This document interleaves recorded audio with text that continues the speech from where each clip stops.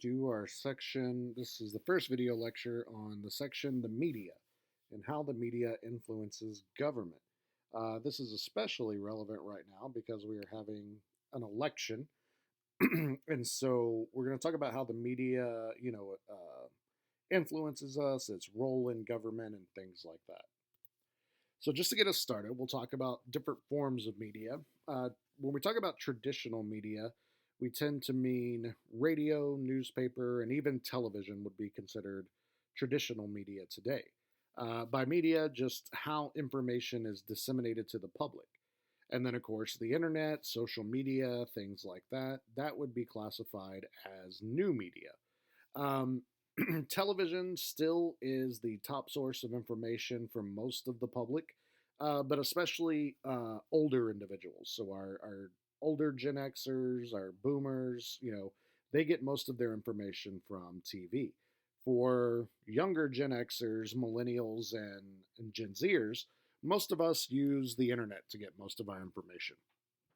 You can look over here on the left, and this just kind of shows you how that has changed, from 2000 to 2012. You can see cable news is still up there at the top. Cable news can be problematic, and we'll talk about why that is here in a bit. Local TV news, it's a very unbiased source of information. The problem is the scope is much smaller. So local TV news is going to focus on what's happening in our area, and they may do some reporting about the rest of the state, the rest of the country, and the world, but most of the news is going to be on what's happening here in DFW or wherever you happen to be. Network news, this is like your NBC, ABC, CBS, their nightly news broadcast on their main channels. This is different than cable news. When we talk about cable news, we mean those 24-hour news networks. And then we can see the internet is probably the fastest growing still. With papers, print media have kind of fallen off because most people, or if they're consuming information from a paper or a magazine, it's typically from their website. So a lot of those have transitioned to becoming digital providers of content now. Broadcast, some couple of other terms. Broadcast media is just when we're talking about audio or video. Print media is obviously newspapers, magazines, and things like that. Now, one of the biggest problems we have in our country today, and something that most people are not aware of, is what we call media monopolies. Very few companies own the outlets that put out the news that we consume. Just a handful of companies have bought up all of the news networks in our country, and so all of the information we consume is coming from corporations. And of course, those corporations have their own political agendas, their own points of view. And so that can skew the information that we're consuming.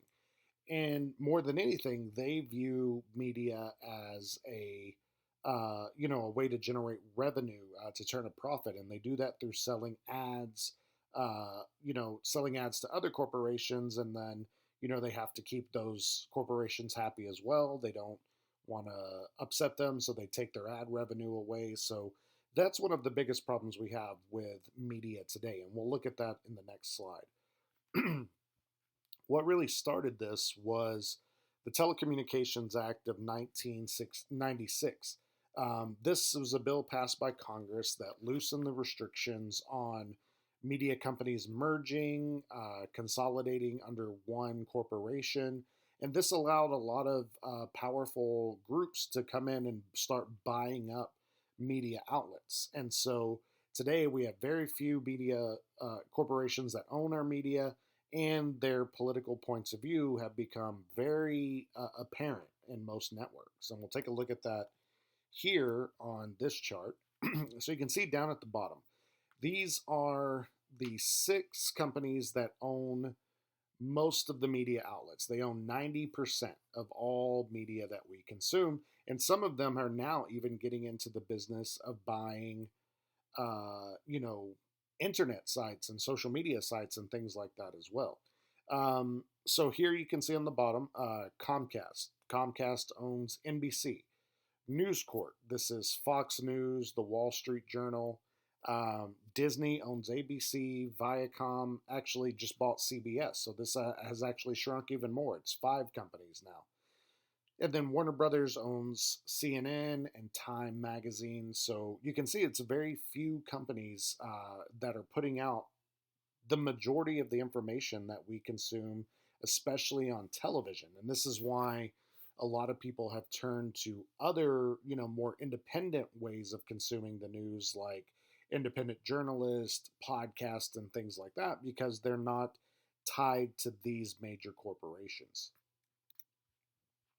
Now, some, some revolutionary things that have happened in media consumption.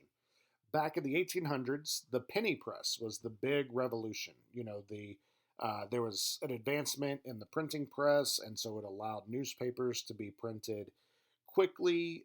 Information could be disseminated to more people more quickly than it had ever been done before because of the steam press. And so newspapers were the primary way that citizens consumed the news throughout the 1800s.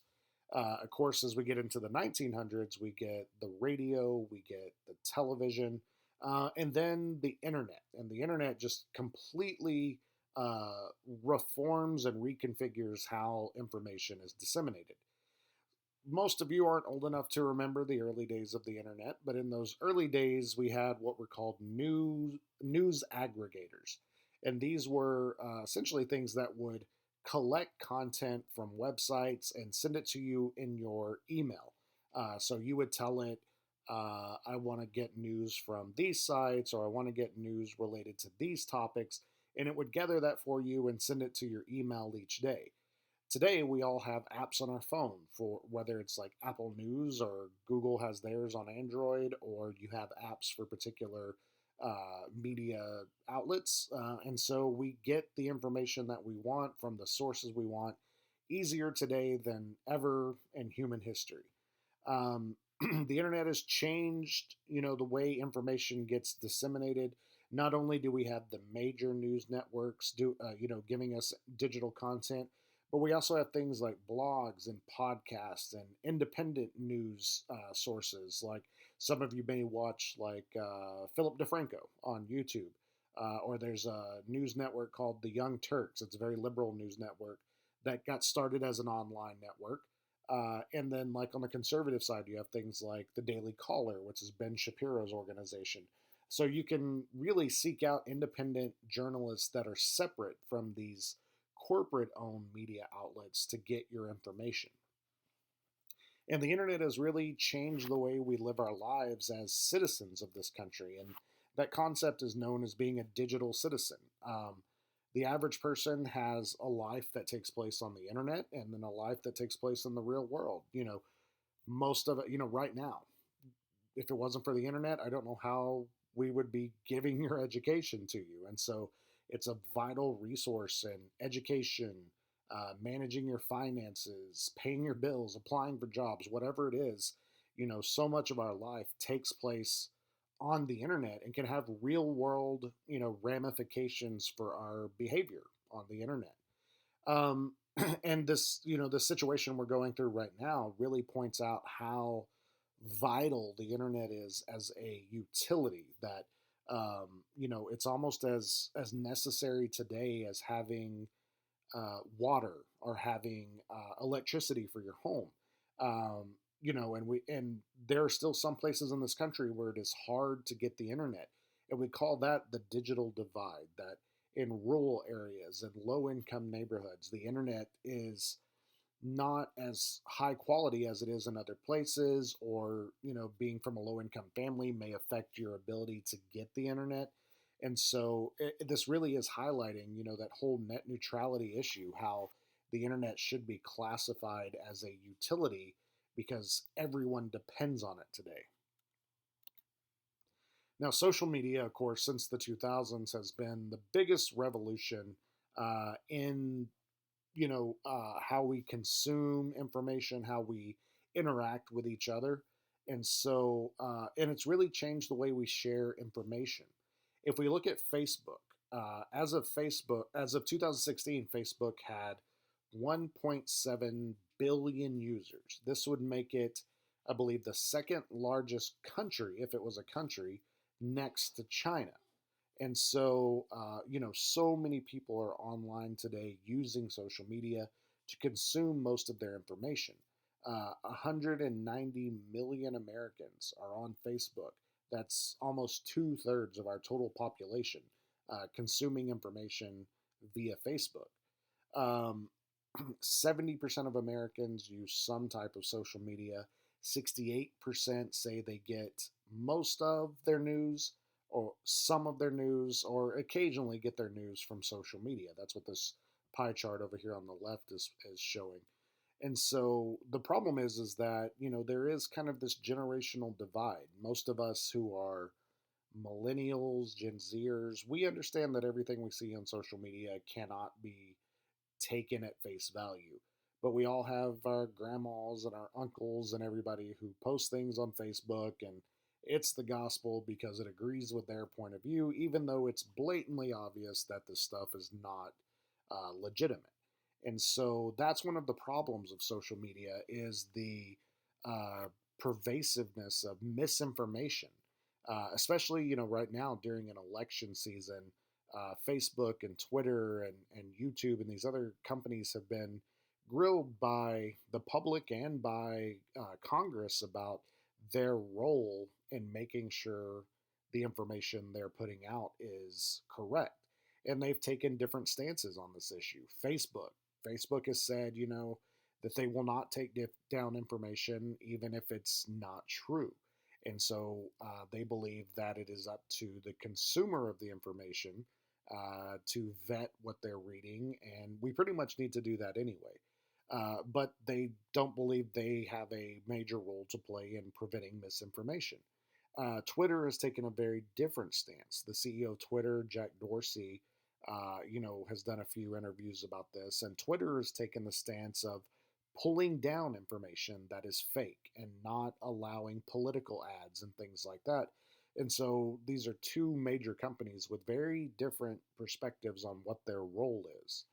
But if we look at political news, 61% of people between the ages of 18 and 33 reported getting their political news from Facebook each week in 2015. So this is leading up to the 2016 election.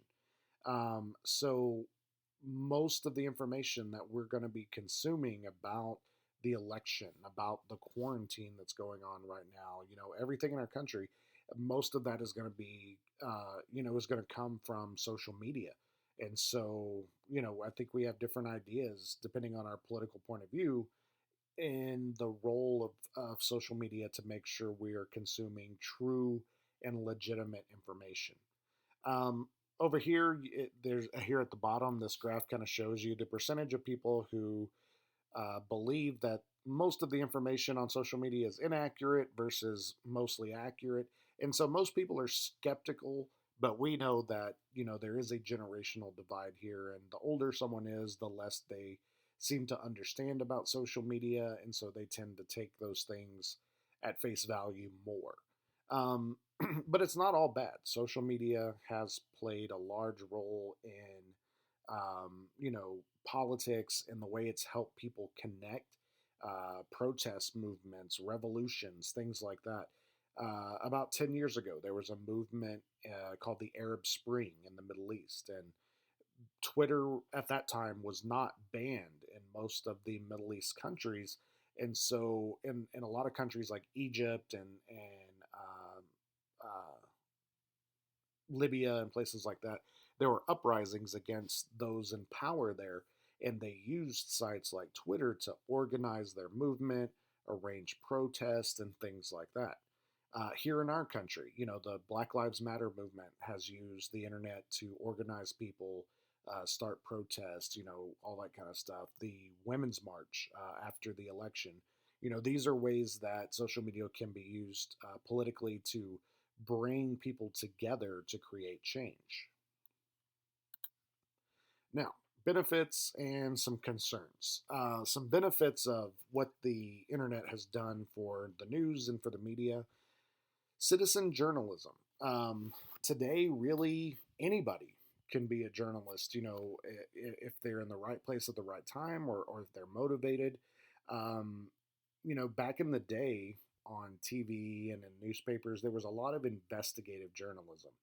And we don't see that anymore. And the purpose of investigative journalism is to let us know about corruption or things that are harmful to us, or just general things that the public should be concerned about. But these large corporate media outlets aren't really doing this type of journalism anymore because it's not as profitable, because it requires a lot of investment. And so a lot of that has shifted to blogs and podcasts and things like that, where independent citizen journalists are doing that type of reporting. And so we're seeing that more from, an independent perspective than a corporate perspective. And then, of course, when major events happen, in society, all of us pretty much have a television production studio in our pocket because of our cell phones. And so, when things like mass shootings happen, or, just events that the public, is a part of, people take out their phones and they start recording. And so much of what we see today is just video that is captured by observers. And so at any given time, any one of us could be one of those people who is recording something historical happening and sharing that online. Convenience. Our phones give us the ability to access information at any time from any place.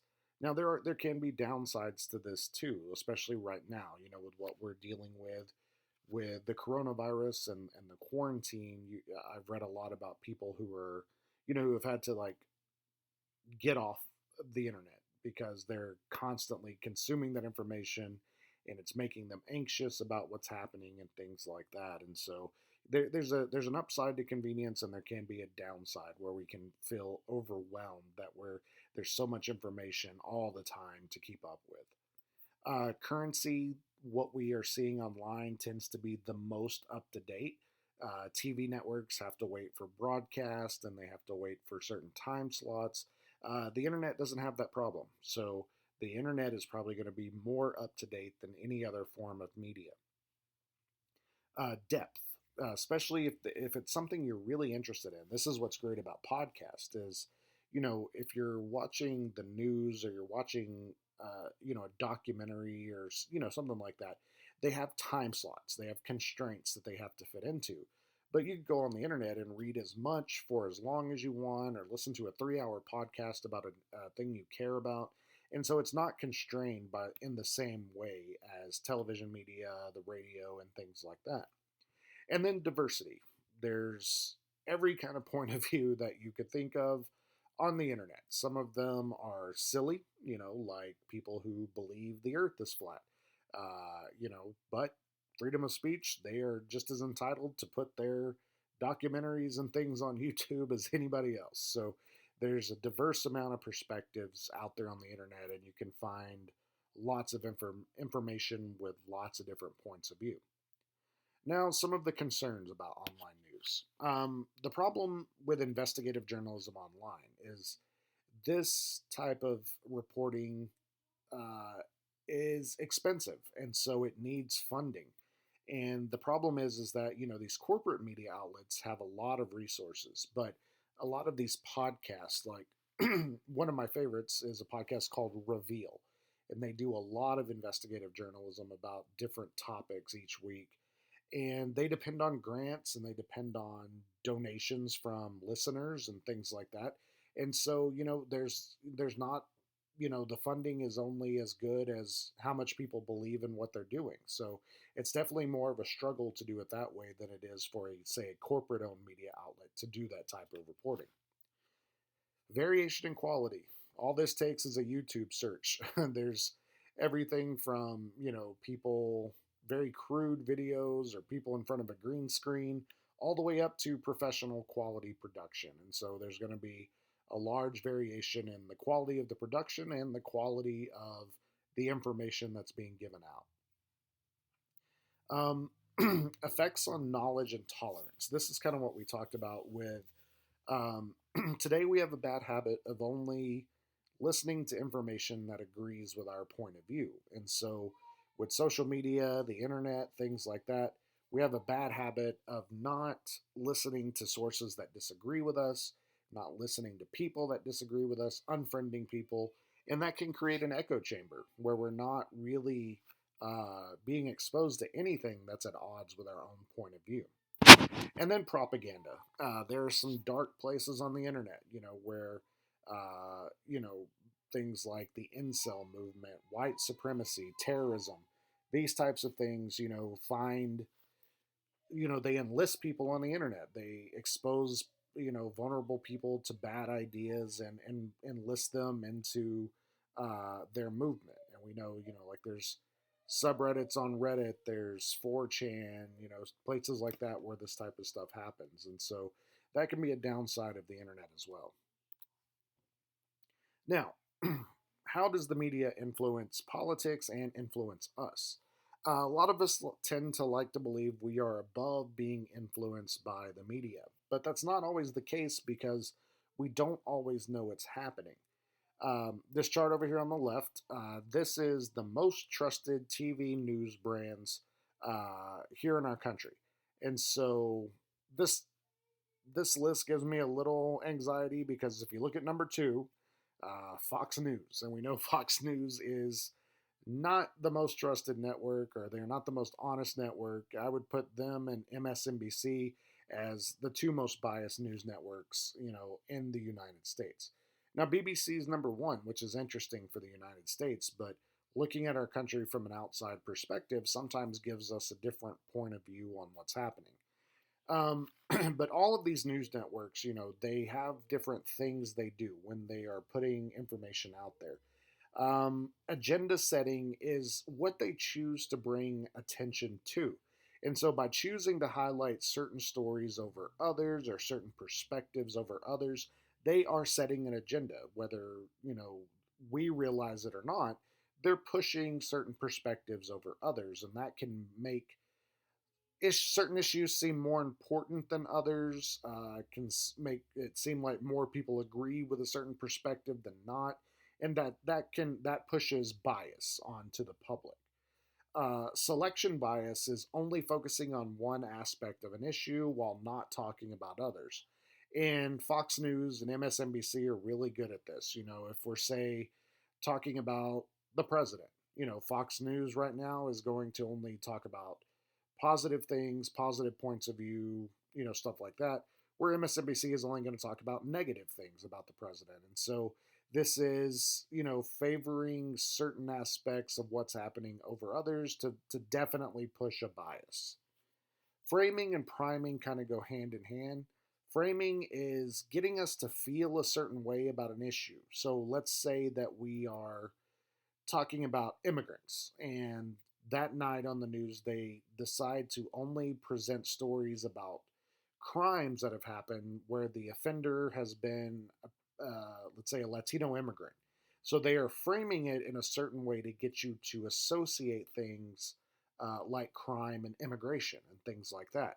And then let's say that the big news story that night is an issue about immigration. This is priming. They can put a bunch of those stories before the big story to get you in a certain mindset about something. So if you start to correlate immigrants with crime, and then the big stories about immigration, they've already got you in a certain mindset, and you're already feeling a certain way about a particular issue. And so these are ways that the media can influence us that we're not even aware of most of the time.